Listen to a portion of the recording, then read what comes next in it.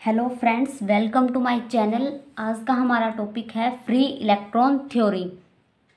Free electron theory हमें ये बताती है कि हमारे पास कोई मेटल है, मेटल के अंदर फ्री इलेक्ट्रॉन्स भी होंगे। फ्री इलेक्ट्रॉन्स को हम वैलेंस इलेक्ट्रॉन भी बोलते हैं और कंडक्शन इलेक्ट्रॉन भी बोलते हैं। तो उन कंडक्शन इलेक्ट्रॉन्स का मेटल के अंदर बिहेवियर कैसा है वो हमें बताती है फ्री इलेक्ट्रॉन्स थ्योरी। हमें पता है कि हमारे पास एक एटम है, एटम के अंदर बहुत सारे इलेक्ट्रॉन होते हैं। वो इलेक्ट्रॉन क्या करते हैं, न्यूक्लियस के अराउंड स्टेशनरी ऑर्बिट में रिवॉल्व करते रहते हैं।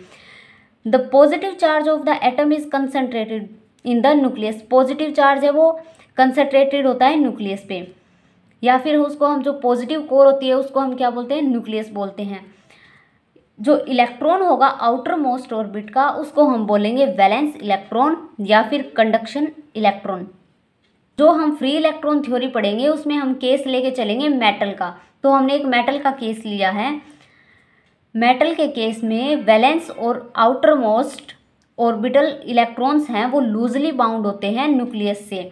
क्यों लूजली बाउंड होते हैं? क्योंकि जो न्यूक्लियस और वैलेंस इलेक्ट्रॉन की जो डिस्टेंस है वो बहुत ज़्यादा होती है, इसलिए जो न्यूक्लियस की इंटरेक्शन है, जो इंटरेक्शन है न्यूक्लियस और वैलेंस इलेक्ट्रॉन के बीच में वो कम हो जाती है और इस वजह से जो वैलेंस इलेक्ट्रॉन है वो लूजली बाउंड होते हैं। इसका मतलब है कि जो वैलेंस इलेक्ट्रॉन है उनको हम ईजिली रिमूव कर सकते हैं and they can Rome about freely through out the volume of the crystal. और जो ये वैलेंस इलेक्ट्रॉन या फ्री इलेक्ट्रॉन हैं ये रैंडमली मूव करते रहते हैं इस पूरे क्रिस्टल के अंदर। इस वजह से वैलेंस इलेक्ट्रॉन को हम फ्री इलेक्ट्रॉन्स भी बोलते हैं। मेटल का केस ले रहे हैं, हमने यहाँ पे लिया है सोडियम। तो सोडियम के लिए क्या करेंगे, ये हमने के शेल बनाई। के शेल के अंदर 2 इलेक्ट्रॉन होंगे। ये एल शेल है, एल शेल के अंदर 8 इलेक्ट्रॉन्स आएंगे और एम शेल के अंदर 1 इलेक्ट्रॉन आएगा। इस केस में जो ये एम शेल है उसको हम आउटर मोस्ट ऑर्बिट बोलेंगे। जो आपके पास एल शेल है वो यहाँ पे है स्टेशनरी ऑर्बिट, ये आपके पास न्यूक्लियस है। के शेल में जो इलेक्ट्रॉन है उनको बोलेंगे कोर इलेक्ट्रॉन, और जो आउटर मोस्ट ऑर्बिट के अंदर इलेक्ट्रॉन्स हैं उनको हम बोलेंगे वैलेंस इलेक्ट्रॉन। अब जो फ्री इलेक्ट्रॉन्स थ्योरी है उसकी कुछ अजम्पशन थी। वो अजम्पशंस क्या थी, हमने एज्यूम किया कि जो फ्री इलेक्ट्रॉन्स हैं मेटल के अंदर वो सिमिलर हैं। किससे सिमिलर हैं? परफेक्ट गैस के मॉलिक्यूल से। कि उनका जो बिहेवियर होगा फ्री इलेक्ट्रॉन, जो मेटल के अंदर फ्री इलेक्ट्रॉन हैं वो सिमिलर हैं परफेक्ट गैस के मॉलिक्यूल से। परफेक्ट गैस के मॉलिक्यूल से सिमिलर होने की वजह से जो फ्री इलेक्ट्रॉन हैं वो क्या बना लेंगे, फ्री इलेक्ट्रॉन गैस बना लेंगे। अब अगर कुछ इन दोनों में सिमिलैरिटीज़ हैं, कुछ ना कुछ डिफरेंस भी होगा। अगर सिमिलैरिटीज़ हैं तो डिफरेंस क्या है, इलेक्ट्रॉन गैस और जो ऑर्डिनरी गैस है उनके बीच में 2 डिफरेंस है। जो हमारे पास मॉलिक्यूल है ऑर्डिनरी गैस का वो न्यूट्रल है, जबकि जो इलेक्ट्रॉन गैस है वो नेगेटिवली चार्ज्ड है। अब नेगेटिवली चार्ज कैसे है? क्योंकि हमारे पास इलेक्ट्रॉन गैस के अंदर इलेक्ट्रॉन्स है और इलेक्ट्रॉन के ऊपर नेगेटिव चार्ज होता है। इसी वजह से जो फ्री इलेक्ट्रॉन गैस है वो नेगेटिवली चार्ज्ड है। सेकंड जो इस डिफरेंस है इन दोनों के बीच में वो क्या है, कंसंट्रेशन होगी ऑर्डिनरी गैस के मॉलिक्यूल्स की वो बहुत ही स्मॉल होती है compare to the concentration of the electron in a free electron gas. अब देखो ये तो थी हमारे पास अजम्पशन कि हम जो फ्री इलेक्ट्रॉन्स थ्योरी हैं उसमें क्या क्या अजम्पशन लेके चल रहे हैं। जो हमारे पास फ्री इलेक्ट्रॉन्स थ्योरी है उसको 2 तरीके से एक्सप्लेन किया गया, क्लासिकल और क्वांटम। क्लासिकल जो फ्री इलेक्ट्रॉन थ्योरी थी वो ड्रूड लॉरेंट्ज ने दी थी। इस वजह से जो क्लासिकल थ्योरी है उसको हम ड्रूड लॉरेंट्ज थ्योरी भी बोलते हैं। क्लासिकल थ्योरी थी वो एक्सप्लेन कर दी, तो हमें क्वांटम थ्योरी की ज़रूरत क्यों पड़ी इसके अंदर?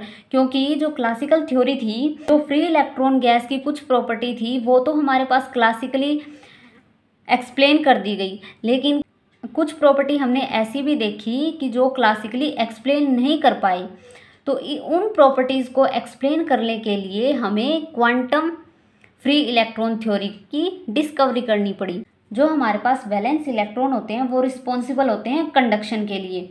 तो देखो हम काइनेटिक थ्योरी ऑफ गैसेस पढ़ते हैं, वो इसी की एप्लीकेशन होती है।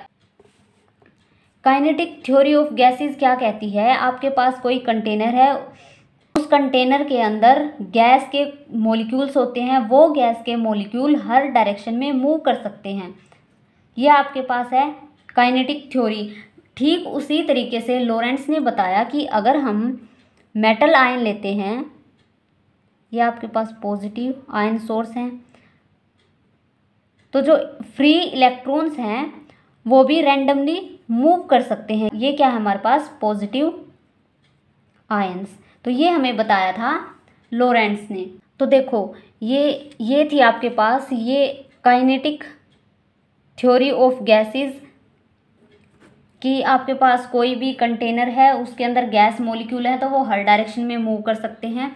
फिर लॉरेंट्ज ने बताया कि मेटल आयन है तो वहाँ पे भी कुछ इलेक्ट्रॉन्स हैं वो फ्रीली मूव कर सकते हैं जब हमने कोई भी एक्सटर्नल फील्ड अप्लाई नहीं किया। अब क्लासिकल जो थ्योरी है वो क्या कहती है, द क्लासिकल और Drude Lorentz theory of free electrons gas assume that free electron gas ओबे।